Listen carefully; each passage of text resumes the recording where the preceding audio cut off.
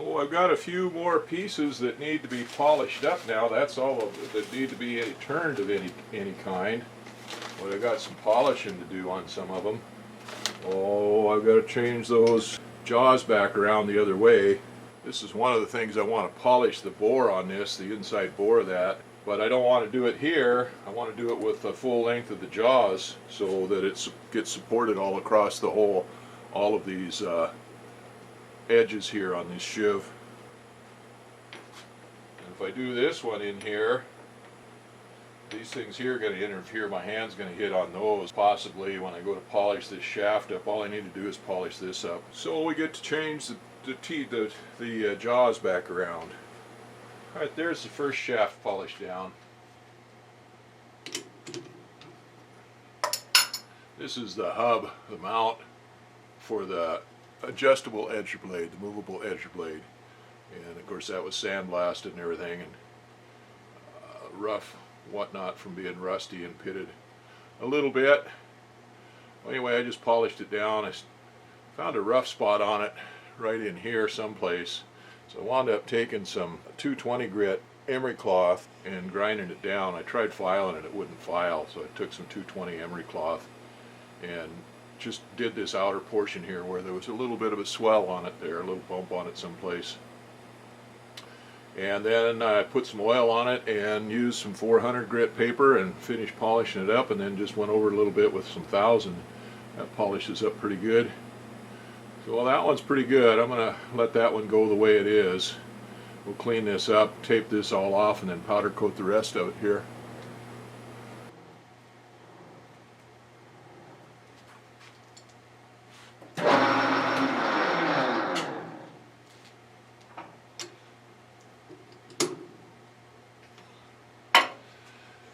Alright, I don't know what this shaft is for, but I'm going to go ahead and start out with 400 grit.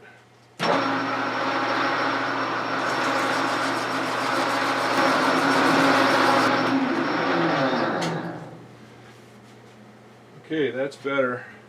Now, I'm not trying to take these down any in size or anything, just polishing them up so that the bearings slide on there easier. I don't want them to not be able to turn on there, but when they get rusty, and dirty and corroded and stuff, that swells them up. Now this end of it is, somebody just ground that with a grinder. I'm going to see if I can polish that up a little bit just for good measure, just for grins and giggles.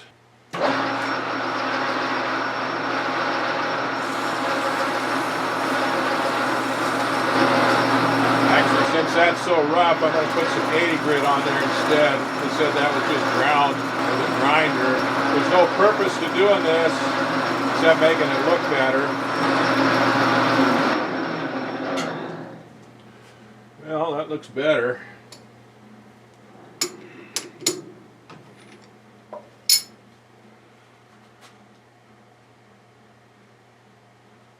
It was just grinder marks all over.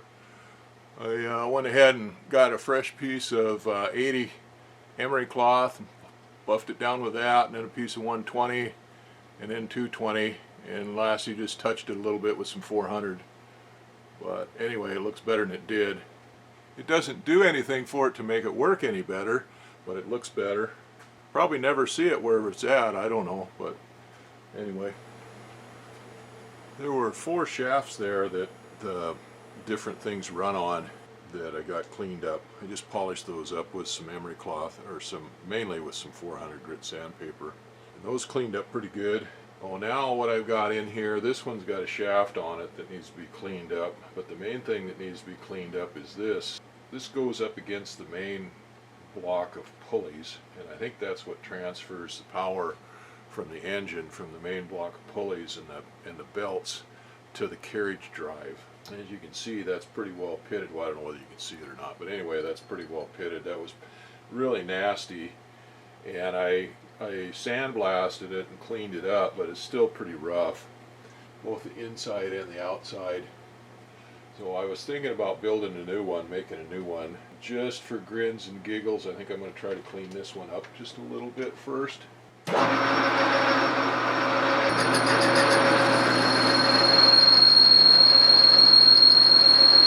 that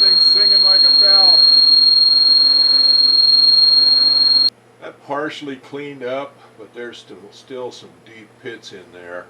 And as that come around, it was kind of one of the things I'm afraid of. We get deep pits in there and you sandblast it. The sandblasting gets the rust and crud off of it to a degree, but some of those pits and stuff just get peened over, and so the rust just gets encapsulated in there. Let's see what happens with a little bit of sandpaper on that.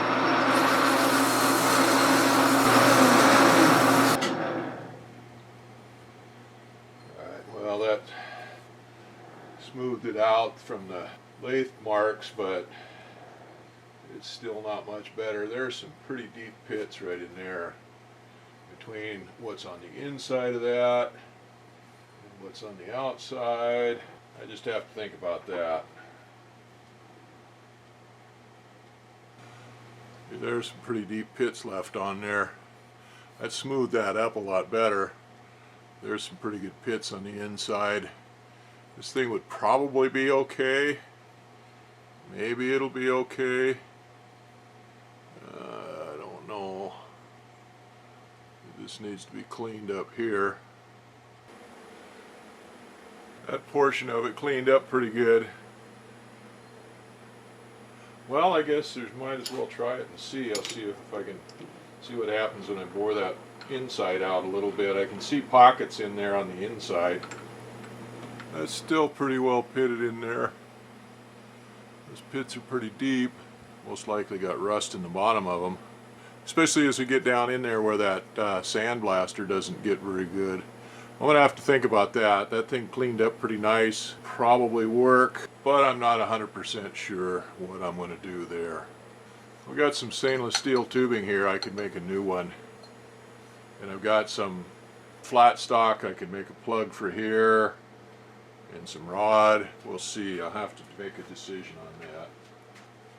Now these two here are the ones that went underneath that help guide those belts around that 90-degree turn that they make off of the main shaft over to the edger blade shaft.